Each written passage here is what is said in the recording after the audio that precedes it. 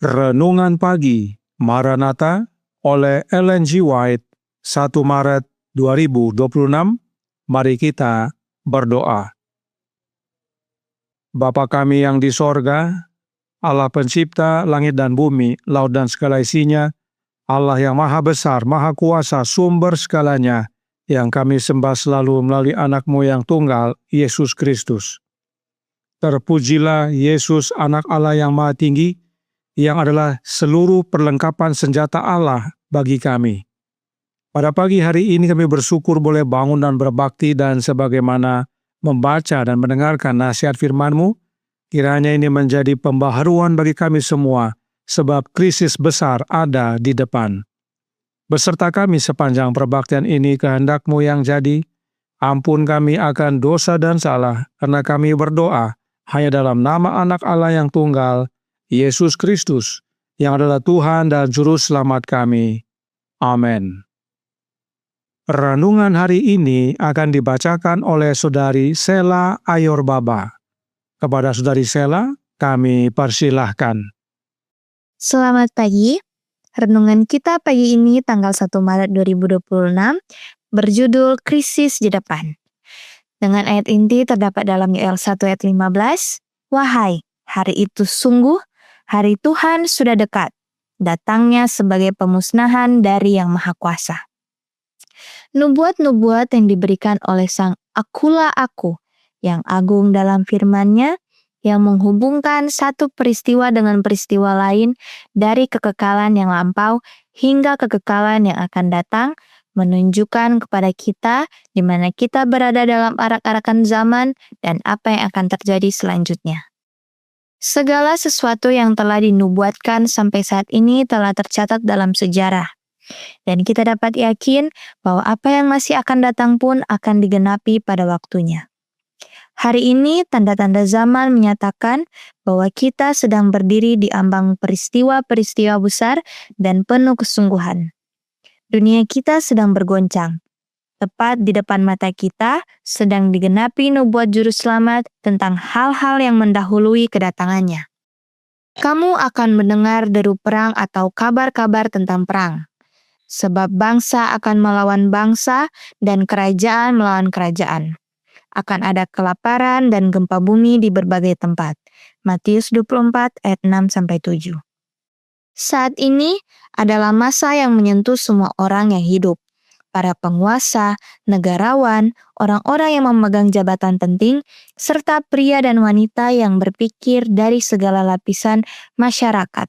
Semuanya menaruh perhatian pada peristiwa-peristiwa yang terjadi di sekitar kita. Mereka mengamati hubungan antar bangsa, melihat intensitas yang menguasai setiap unsur dunia, dan menyadari bahwa sesuatu yang besar dan menentukan sedang terjadi, bahwa dunia berada di ambang krisis yang dahsyat. Alkitab dan hanya Alkitab saja yang memberikan pandangan yang benar tentang hal-hal ini. Di dalamnya dinyatakan adegan-adegan terakhir dalam sejarah dunia kita. Bunyi kedatangannya membuat bumi gemetar dan hati manusia diliputi ketakutan. Hari ini manusia dan bangsa-bangsa sedang diuji oleh ukuran di tangan Dia yang tidak pernah salah. Setiap orang melalui pilihannya sendiri sedang menentukan nasibnya, dan Allah sedang mengatur segala sesuatu untuk menggenapi maksudnya. Orang-orang Kristen seharusnya bersiap menghadapi apa yang segera akan menimpa dunia sebagai kejutan besar. Dan persiapan itu dilakukan dengan tekun mempelajari firman Allah dan berusaha menyesuaikan hidup dengan ajaran-ajarannya.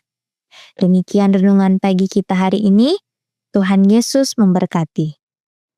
Terima kasih atas penatalanan Saudari Sela. Tuhan Yesus memberkati. Selamat pagi saudaraku dalam Tuhan. Roh Nubuat berkata dalam Testimonies for the Church, volume 9, halaman 11 paragraf 1. Kita hidup di zaman akhir. Tanda-tanda zaman yang segera terwujud menyatakan bahwa kedatangan Kristus sudah dekat. Hari-hari yang kita jalani ini khidmat dan penting. Roh Allah secara bertahap namun pasti ditarik dari bumi. Wabah dan penghukuman sudah menimpa orang-orang yang menghina kasih karunia Allah. Karenanya setan dan pasukannya tidak tinggal diam. Dalam paragraf 2 dikatakan, agen-agen jahat sedang menggabungkan kekuatan mereka dan memperkuat diri. Mereka sedang bersiap untuk krisis besar terakhir. Perubahan besar akan segera terjadi di dunia kita, dan pergerakan terakhir akan berlangsung dengan cepat. Bencana di darat dan laut, keadaan masyarakat yang tidak stabil, dan tanda-tanda perang, semuanya merupakan pertanda buruk. Semua itu meramalkan peristiwa-peristiwa besar yang akan datang. Bahkan Roh Nubuat berkata dalam Counsels for the Church, halaman 39 paragraf 5. Dan setan yang dikelilingi oleh malaikat-malaikat jahat dan mengaku sebagai Allah akan melakukan mujizat dalam segala bentuk untuk menipu, jika mungkin, orang-orang pilihan Allah. Umat Allah tidak akan menemukan keselamatan mereka dalam melakukan mujizat, karena setan akan memalsukan mujizat yang akan dilakukan.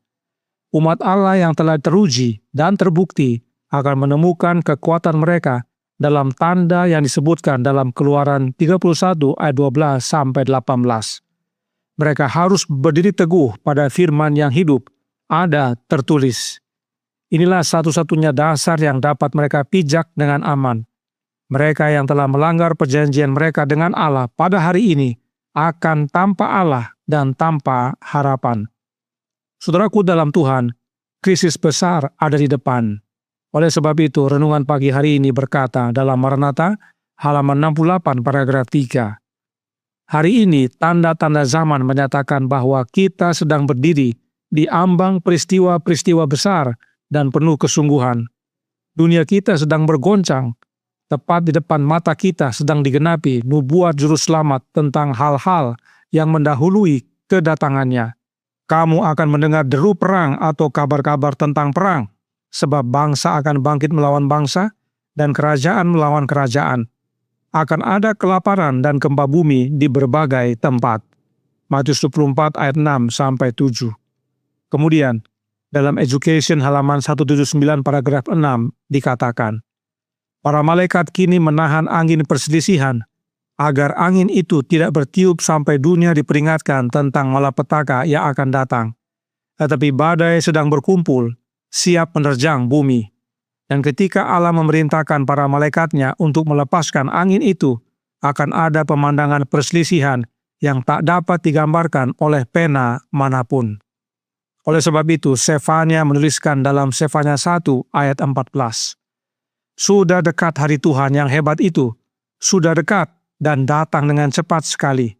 Dengar, hari Tuhan pahit, pahlawan pun akan menangis. Oleh sebab itu, renungan pagi hari ini menasihatkan dalam Maranatha, halaman 68 paragraf 7. Orang-orang Kristen seharusnya bersiap menghadapi apa yang segera akan menimpa dunia sebagai kejutan besar, dan persiapan itu dilakukan dengan tekun mempelajari firman Allah dan berusaha menyesuaikan hidup dengan ajaran-ajarannya. Kenapa Alkitab? Karena Roh Nubuat berkata Alkitab dan hanya Alkitab saja yang memberikan pandangan yang benar tentang hal-hal ini, yaitu hal-hal yang akan terjadi. Di dalamnya, yaitu dalam Alkitab, dinyatakan adegan-adegan terakhir dalam sejarah dunia kita.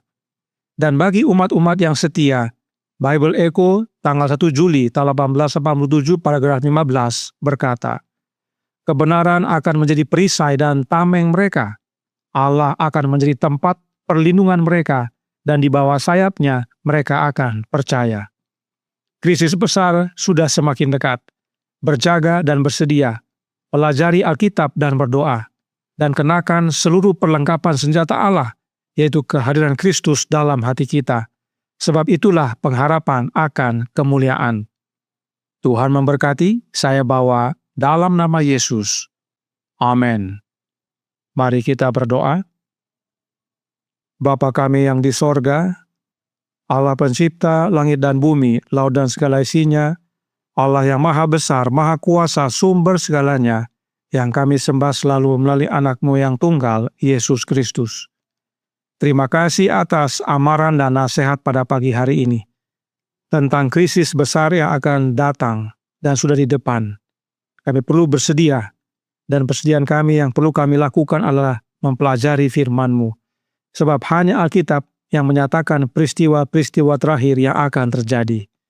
Karenanya tolong kami ya Bapa, karuniakanlah roh anak-Mu dalam hidup ini, sebab hanya dengan memiliki rohnya Yesus, maka kami dituntun ke dalam seluruh kebenaran, dan kebenaran itu akan menjadi perisai dan tameng kami, dan Allah akan menjadi tempat perlindungan kami, sebab dengan menerima Kristus, kami menerima Engkau, ya Bapa. Beserta kami sepanjang hari ini kehendak-Mu yang jadi, ampun kami akan dosa dan salah, karena kami berdoa hanya dalam nama Anak Allah yang tunggal, Yesus Kristus, yang adalah Tuhan dan Juru Selamat kami. Amin.